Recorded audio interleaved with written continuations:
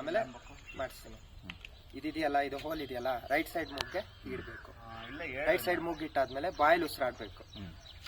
ಸ್ವಲ್ಪ ಬೆಂಡಾಗಿ ಕತ್ನ ಕ್ರಾಸ್ ಮಾಡಿದ್ರೆ ಸ್ಲೋ ಆಗಿ ನೀರು ಬರುತ್ತೆ. ಓಕೆ, ಬಾಯಲ್ಲೇ ಉಸಿರಾಡ್ತಾ ಇರ್ಬೇಕು, ಮೂಗಲ್ಲಿ ಉಸಿರಾಡ್ಬಾರ್ದು. ಹೋಗ್ಬಾ ಹುಷಾರು.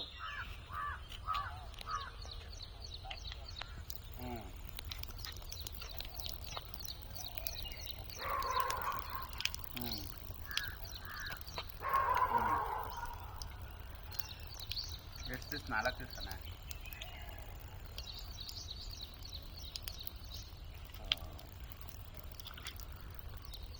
ಆಯಿತು, ಹುಷಾರು.